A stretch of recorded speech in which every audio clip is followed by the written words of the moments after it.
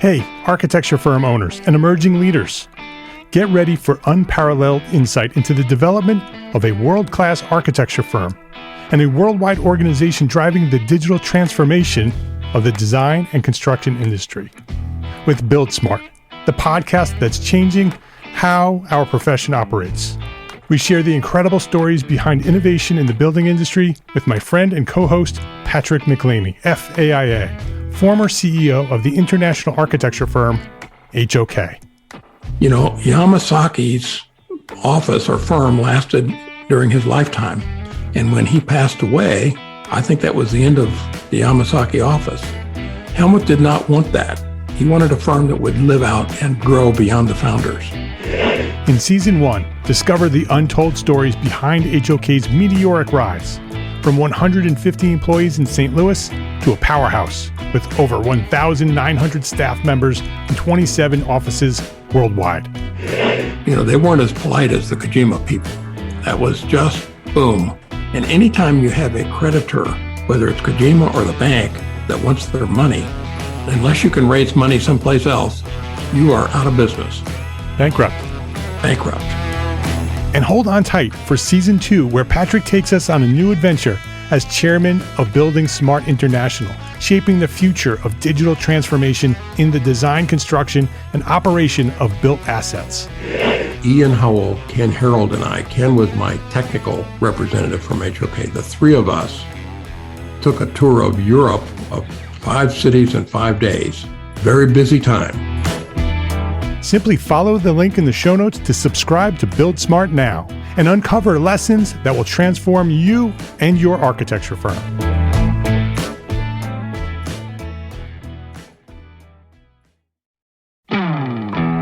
Hey, architecture firm owners and emerging leaders.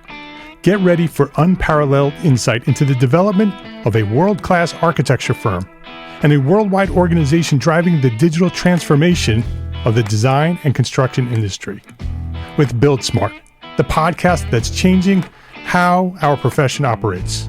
We share the incredible stories behind innovation in the building industry with my friend and co-host, Patrick McLeamy, FAIA, former CEO of the international architecture firm, HOK. You know, Yamasaki's office or firm lasted during his lifetime. And when he passed away, I think that was the end of the Yamasaki office. Helmut did not want that. He wanted a firm that would live out and grow beyond the founders. In Season 1, discover the untold stories behind HOK's meteoric rise, from 150 employees in St. Louis to a powerhouse with over 1,900 staff members and 27 offices worldwide. You know, they weren't as polite as the Kojima people. That was just boom. And anytime you have a creditor, whether it's Kojima or the bank, that wants their money, unless you can raise money someplace else, you are out of business. Bankrupt. And hold on tight for Season 2, where Patrick takes us on a new adventure as chairman of Building Smart International, shaping the future of digital transformation in the design, construction, and operation of built assets. Ian Howell, Ken Harold, and I, Ken was my technical representative from HOK. The three of us took a tour of Europe of 5 cities in 5 days. Very busy time. Simply follow the link in the show notes to subscribe to Build Smart now and uncover lessons that will transform you and your architecture firm.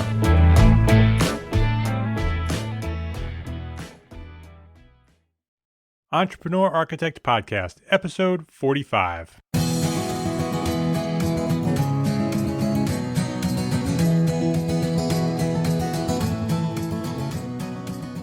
Welcome to the Entrepreneur Architect Podcast. My name is Mark R. LePage, and this is the podcast dedicated to a successful life as a small firm architect. My goal is to inspire you to build a better business so that you may pursue your purpose with passion and live the life of your dreams.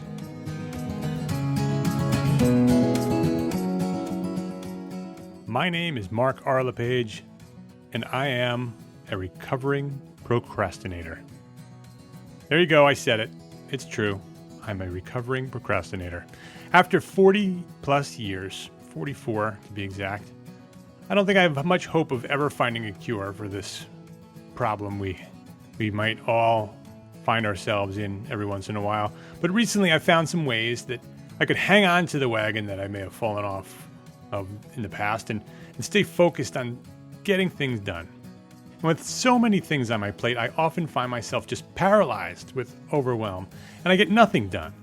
I fall back on my old habits of soothing time wasters, like clicking the Get Mail button on my Mac over and over and over again and checking my email for the next very, very important message. Or I find myself on Twitter or Facebook or Instagram or all three at the same time, refreshing it over and over and over again, hoping to see that next update pop up. Anything to make myself feel like I'm accomplishing something. You know how I feel. You do the same thing. Anything to keep us from doing the things that really matter, the things that may make us some progress and help us find our calling and take our firms to the next level. And I'm sure all this sounds so familiar to you because I'm sure you find yourself doing the same thing. But I can tell you that I'm getting much, much better at conquering this painful habit of procrastination. And among running my architecture firm, Fivecat Studio, building Entrepreneur Architect as a new platform for small firm architects, launching the academy, and committing to getting some real sleep at night, I find myself, I find it necessary to find effective ways to stay productive during the day. I read books. I read tons of books, of all kinds of different books, but I've recently been looking for books on habits and how to get things done. I've listened to podcasts like Eric J. Fisher's Beyond the To-Do List. Excellent if you're looking for productivity tips. Eric has a great podcast called Beyond the To-Do List. And I searched the web high and low to find as much information as possible on the subject of procrastination and how to conquer it. So today, right now, on the Entrepreneur Architect podcast, I'm going to share my 10 tips that I use to conquer my procrastination. So stick with me.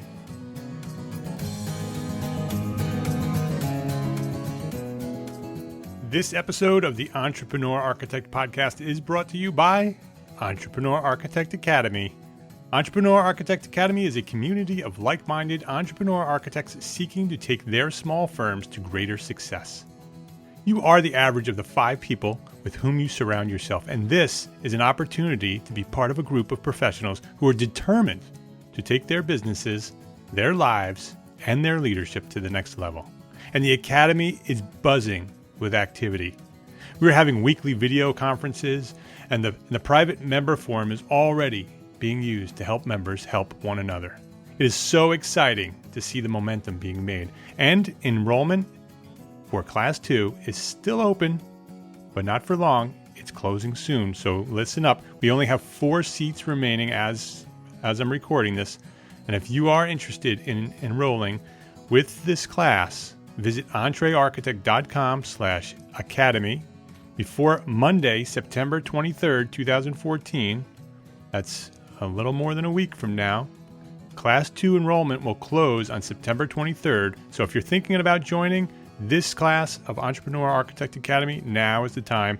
entrearchitect.com/academy.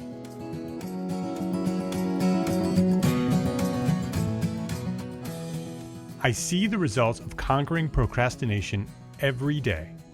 When Anne-Marie and I launched Fivecat Studio back in 1999, we decided to launch, we made the commitment, and we jumped. We just did it. No more procrastination, no more excuses. And today, we see the results of starting early in our careers. We launched that firm, our firm, today's firm, when we were 29 years old. Today, we're 44. The success we see today and the reputation we enjoy today is partly a result of pulling the trigger and starting as early as we could. And I see the same results with the blog over at entrearchitect.com. The number of readers at the blog increase every day. The newsletter as well. About 5 people join the list to receive the Entrepreneur Architect report every day. So every day, 5 more people join. Step by step, I see progress. Small victories are leading to major reward. And the Academy too. It's the result of me fighting the urge to procrastinate. Anybody who's been following me for for the last 2 years or so know that I've been procrastinating big time on launching the Academy. I was afraid that I would fail, that it would not be what I wanted or what the members would want it to be. So how did I conquer that? I set a date and I announced it to the world. I announced it to the entrepreneur architect community. I committed to doing it and said I was going to do it. I set a date and I did it. And I worked to make that happen. The process to get there was simple.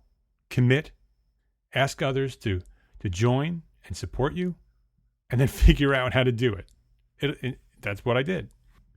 And slowly, we'll build it to be exactly what the members want it to be, step by step. Again, small victories. So how do I do it? How do I stop myself from procrastinating in order to move forward, to make progress? Well, without any further delay, did you hear what I just said there? Delay. No further delay. Get it? No, forget it. So without any further delay, let's get into today's topic. Here are the 10 tips I'm using to conquer my procrastination. So let's get into it with number 1, write out a plan. A plan. We're architects. We know all about plans. So in order to get anything done, we need to create a plan, right? You know that as well as I. So what does that plan look like? What does the end result look like? And how are you going to make progress? Just like every design we ever do. You want to design it out. You want to figure out all the details and write it down on paper. And myself as a serial dreamer, I have hundreds of plans in my head all the time. And the plans that make progress are the ones that get written down and developed into a clear step-by-step process.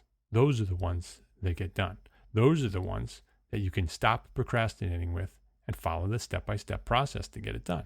Only the ones that are written down. The other 99 that I have in my head will never get done until I write it down on a piece of paper and create a plan. So step 1 is write out a plan. Pretty simple.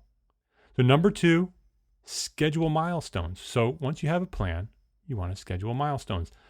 Progress looks much less daunting when you break things down into smaller, easily attained milestones.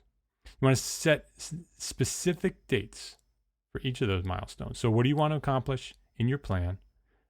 And then when do you want to accomplish it by? You want to hit milestones along the way and make them pretty simple so they're easily attainable. Don't make them too complicated because then you'll be afraid to proceed. You'll be paralyzed like I was, and you won't do anything. So set your milestones, make them pretty simple, and then go work to get them done. Number 3, work toward deadlines. We all know that's the only way we as architects get anything done is we work toward a deadline.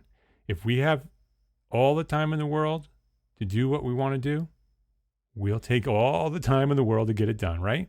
So if there's no deadline, we'll just keep working and working and working and trying to make it perfect. When we're designing a house, if we design a house and there's no deadline, when do you think we'll get it done? We will never get it done because we'll just keep tweaking it and making it better. And so you need to work toward deadlines.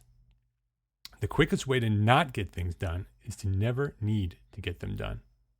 So deadlines on each milestone, and base your deadlines on realistic timelines developed in your plan that you set up earlier. So that's 1, 2, and 3. 1 is to write a plan, schedule milestones, and then work toward deadlines. So we're getting things done already, right? So here we go. Number 4, turn away from distractions. Turn away from distractions. Turn off the email. About 2 years ago, I committed to myself. I created this thing called a full media blackout. I got so sick and tired of watching television and watching the news and reading the newspaper and listening to these people tell me all of these bad things that are happening in the world. And it was stressing me out. And there was nothing that I could do about it. And if there's nothing you can do about it, there's no sense in listening to it. So I stopped reading the news. I turned off the television and I tuned away the talk radio stations. If the world ends, I am quite certain that I'll hear about it. I am quite certain that I will get a phone call from somebody who loves me and says, hey, the world's ending. So I'm not too worried about what's out there that I'm missing, because that's usually the argument. Oh, what are you, crazy? You're going to turn off the news? You won't know what's going on. Exactly. I don't want to know what's going on because I am focused on the things that matter the most. I am focused on the things that are fully within my control, the things that I can make happen and control. Those are the things that I'm turning my time to. The things that are not within my control are simply distractions. Turn away from the distractions and focus on the things that truly matter most. Turn away from distractions. So 5, stop blaming others. Nobody else is going to get it done. You are the only one that's going to get it done. There's nothing stopping you from the progress except you. You are in control of the decisions that you make, and you are in control of the attitude that you choose to adopt to get those things done.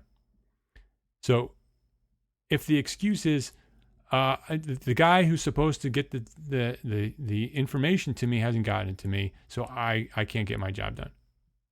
No excuses. Stop blaming others. If there's information you need that somebody else is not getting it for you, get somebody else to get it for you, or go get it yourself. Because if you want to get something done, if this is important to you, and you want to get something done, and you want to stop procrastinating, stop blaming others. You are the only one who can get things done for you. So stop blaming others. 5. 6, birth good habits. A little while ago, I read a book called The Power of Habit and Why We Do What We Do in Life and Business by Charles Duhigg. And it's on my night table right now. I'm going to read it next. The book I'm reading right now is Bird by Bird. Awesome. It's all about writing. The next book on my list is I'm going to reread The Power of Habit by Charles Duhigg. Excellent. And it deconstructs the habit into 3 parts: a cue, a routine, and a reward. The cue is what sets it off. The routine is the thing that you do over and over again, and at the end you get a little reward, so you get a reinforcement that it's something that your body likes or your mind likes, and that's what creates this habit. Every habit has a cue, every habit has a routine, and every habit has a reward. So once you understand that, you can give birth to your own good habits, and you can get rid of the bad habits because you can recognize the cues and the routines and the rewards. So if you want to do something consistently without the pain and frustration of broken resolutions or procrastination, make it a habit and watch what happens. Find a cue, find a routine, and give yourself a reward. And that is 6, birth good habits. So 7 is just the opposite. Kill bad habits. So what we've learned from Mr. Duhigg is how we can now, from what we learned, we can now analyze every bad habit standing in the way of our progress. So we can identify the cue, we can identify the routine, and we can identify the reward. The key to making sustainable change is keeping the cue and the reward and changing the routine. So you understand that? You keep the cue, the thing that sets it off, and the reward, because the routine is the bad habit. So do you unnecessarily check your email every time at the same day rather than working on those pending construction documents? So identify the cue, what triggers it. Might be the time of day, might be every morning as you sit down in your chair to get to work. Might be the cue, sitting down in your chair at your studio. And the reward may be that sense of accomplishment of getting that list of emails deleted off your screen. So change the routine to maybe completing a simple task on those drawings. So when you sit down, instead of checking your email, you sit down and you create a new habit, a new routine. Maybe you work out a detail on the current project that you're working on, and you make a new habit. A new habit is born by changing the routine. Keep the cue, keep the reward, but change the routine and kill the bad habit. So let's go through it. We're at 7. 1, write a plan. 2, schedule milestones. Number 3, work toward deadlines. Number 4, turn away from distractions. Try that full media blackout. It works. I love it. Number 5, stop blaming others. Number 6, birth good habits. And number 7, kill the bad ones. Kill bad habits. So we're coming down to the last 3 here. Number 8, look beyond yourself. Find some inspiration. Find others who've accomplished what you want to accomplish. Learn everything you can about them and how they made progress. When you know that others have done what you're trying to do, you'll find hope and you'll be inspired, and you too will accomplish your goals. So find a mentor, or find someone who's inspiring you. Find an author or a podcaster who you like listening to and inspires you, and listen to that all the time and look beyond yourself. Find inspiration. Find others who have accomplished what you have accomplished. That's one of the reasons why the Academy already is becoming successful, because it's filled with people who want to take things to the next level.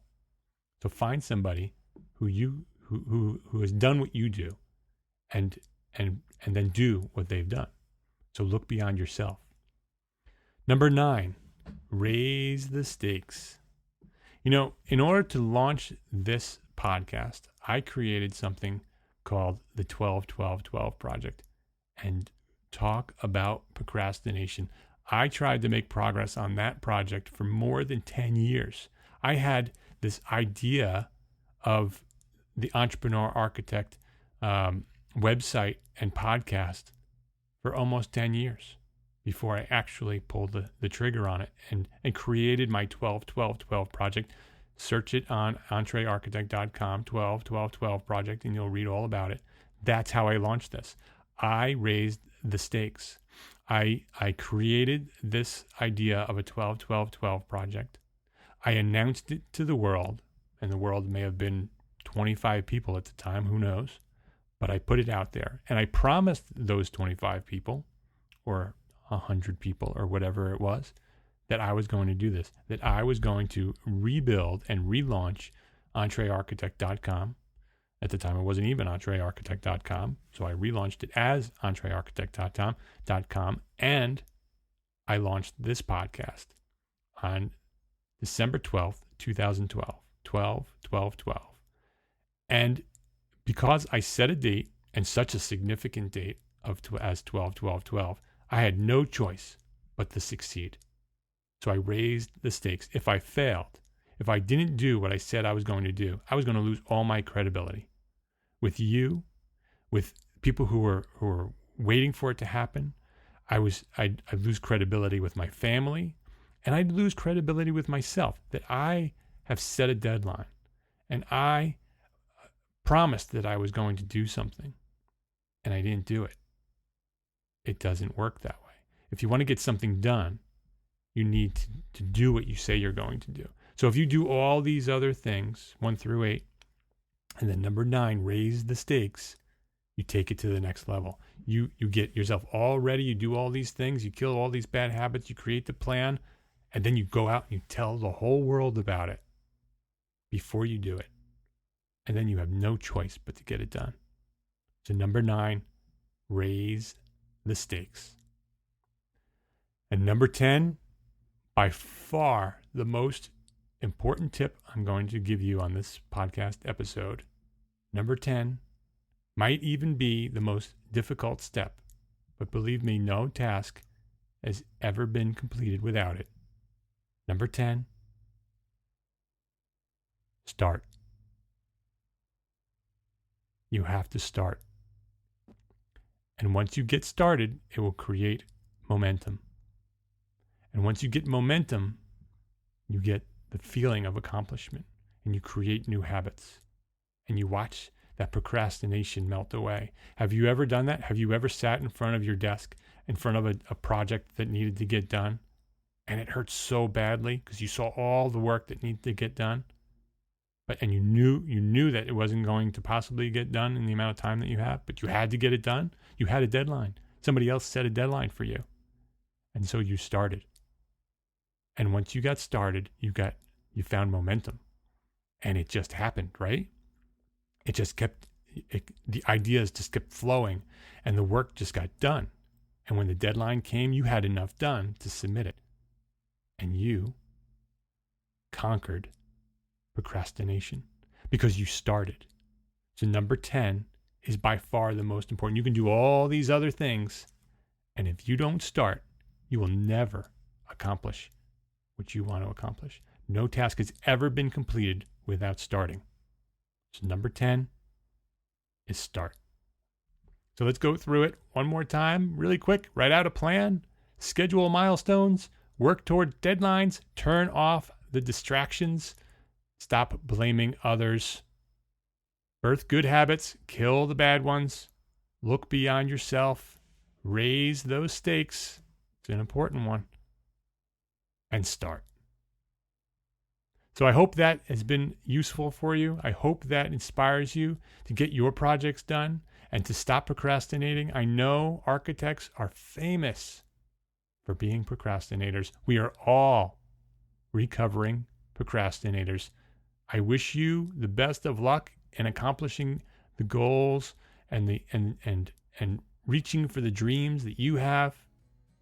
And if you follow these 10 steps, I promise you, if you follow these 10 steps, the procrastination will go away and you will accomplish what you want to accomplish.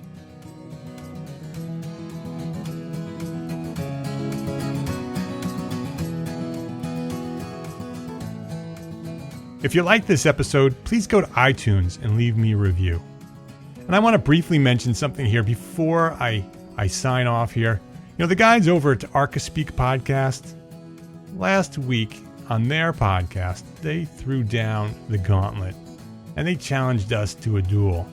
You know, if you like this podcast, you should go over to arcaspeakpodcast.com and sign up for their podcast show notes and listen to their podcast every 2 weeks. I love what they're doing there. Really great topics, really great conversation. But they challenged us to a duel. They asked their listeners, which I know many of you are the same listeners, so it's okay. I'll forgive you. They asked their listeners to go over to their iTunes and leave a review just to stay ahead of the Entrepreneur Architect podcast. So as of this recording, I just checked, the Entrepreneur Architect podcast has 46 reviews, and I thank you for every single one of them.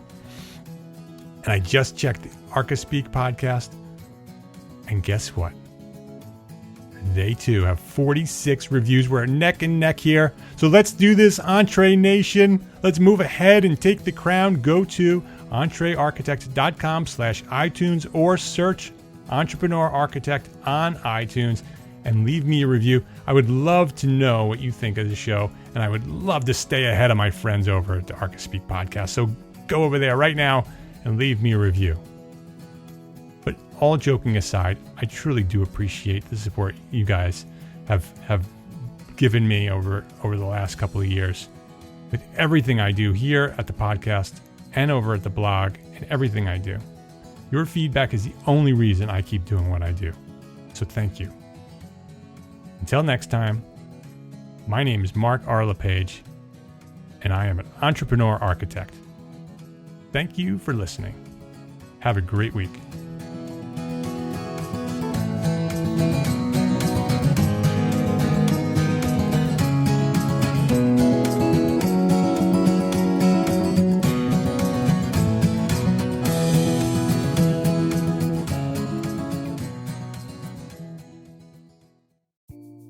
Imagine earning continuing education credits while doing exactly what you're doing right now.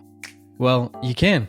Gable Media has revolutionized the way you earn your continuing education credits with a groundbreaking approach. Forget running around town and scouring the internet for credit-worthy courses. Fulfill your CE requirements effortlessly by listening to engaging podcasts just like the one you're listening to now. Our podcasts are designed to educate, entertain, and inspire, all in a user-friendly environment. But wait, there's more. Architects, Gable Media is also approved as an AIA continuing education services provider. Upon completion, we handle everything From reporting your hours directly to the AIA to storing your certificates in your personal Gable Media profile for your self-reporting needs. So follow the link in the show notes and start earning your credits in the most innovative and entertaining way possible with Gable Media. Attention architects and creative minds, get ready to supercharge your brand with Build Your Brand, the podcast that's unlocking the secrets of branding success for creatives.